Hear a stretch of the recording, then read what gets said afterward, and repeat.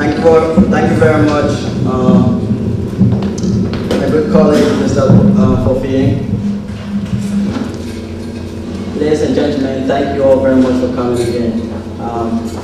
This has been a very long and tedious process, and that we're here today, and from the vibe that we're getting from the community and from leaders around the country, we are very excited, and we hope that by the time we leave today, you all would have found a reason to give back, to come on board, to try to make a difference.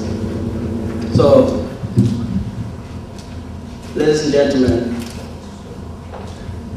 the late governor of Michigan, Governor George Romney, the father to Mitt Romney, once remarked that the magnitude of our social problems will require that all citizens and institutions make a commitment, a serious commitment to volunteering as a way of life and as a primary opportunity to create the change that we need.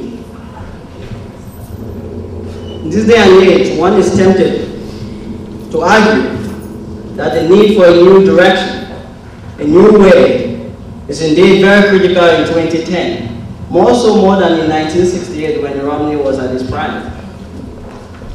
In the last 40 years, the world has all but changed. We see that every day. The world is changing very fast.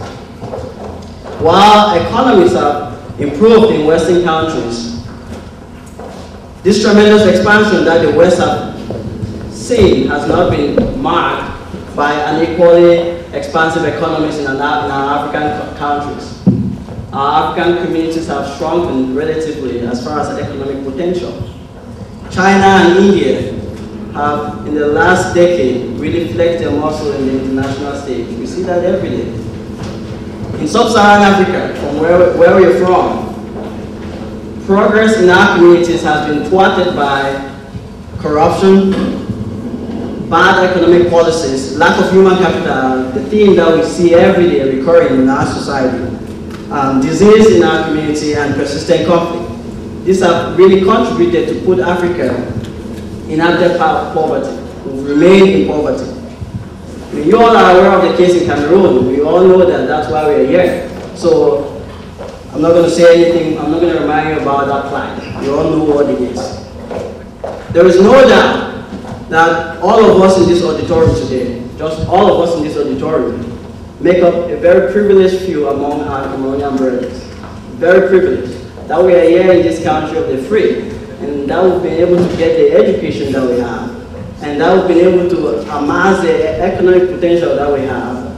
It's indeed a very big privilege. And I don't know if you all see it that way, but that's the way I see it. And that's the way we see it in the CPS. We don't bother about hospitals. That's not our concern. We don't bother when we think about traveling from Baltimore to Bowie. The roads are great. We don't think about that.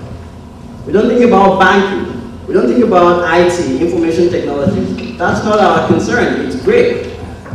But our brothers and sisters back in Cameroon, as you well know, are working very hard. But the end result is the same, pretty much. It is not changing. We in the US have not forgotten where we've come from. We have not. We've created various organizations. Individually, we've become breadwinners in our communities, in our families. We are the lifeline for most of the time. Some of us have actually become, take care of villages, entire clans, because we are privileged. We have formed various tribal groups in the US. The Bangla people, the Libya-Lem group, the Bakuri group, all because we are interested in making a difference. We are interested in seeing this change happen. We send clothing, medications, other items back to Cameroon, not because we want to dump it, but because we really want to see a difference. That, ladies and gentlemen, we do out of our heart, out of our care. The World Bank itself, the World Bank, which does all the monetary stuff, estimates that we, the Cameroonian diaspora, send more than $420 million US dollars back to Cameroon as far as remittances are concerned. That's not light. Think about it, 220 million. It may not be enough, it may not be a lot, but that's what goes directly to our brothers and sisters back into their pockets. And that's what keeps them moving every day.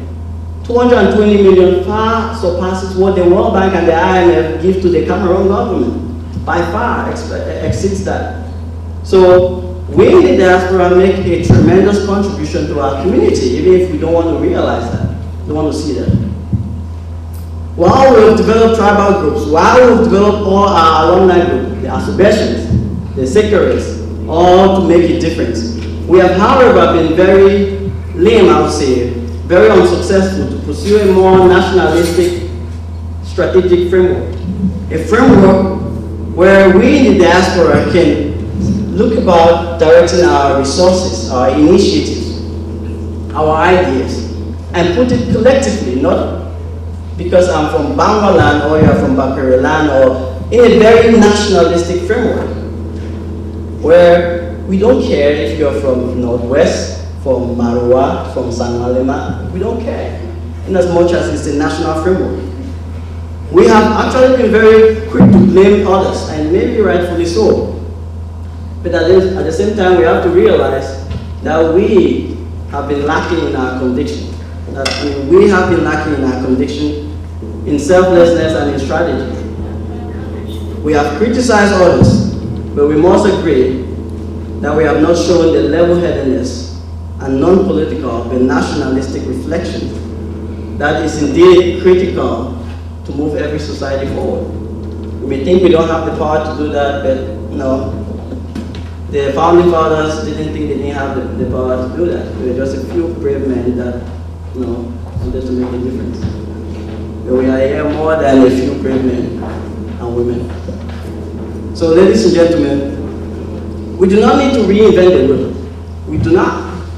We have African communities that are leading us. We have the Nigerian community, we have the Ghanaian community.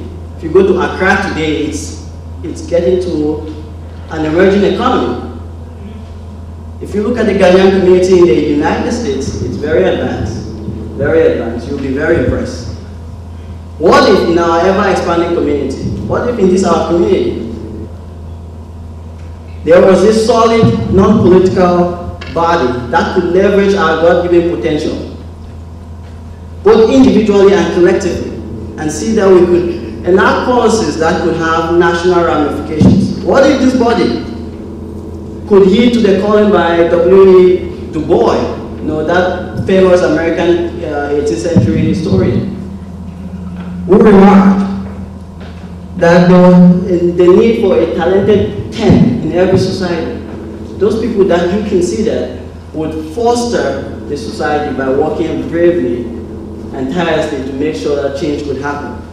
What if this body could be truly national, void of all our cultural, ethnic, tribalistic, or linguistic preferences? What if it could be truly national, just as Cameroonians?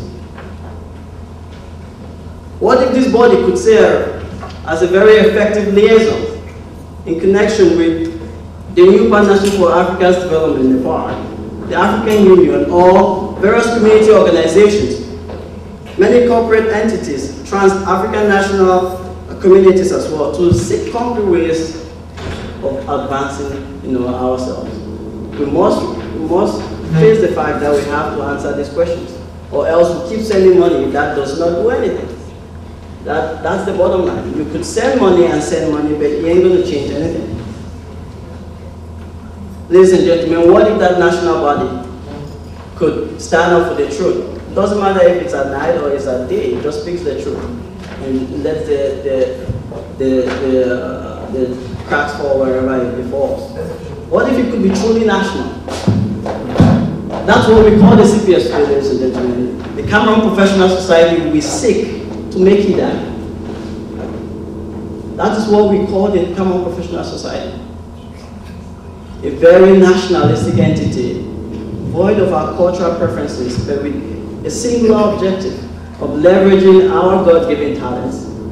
All the professors that we're seeing here today, the business people that we're seeing here today, the doctors that we're seeing here today,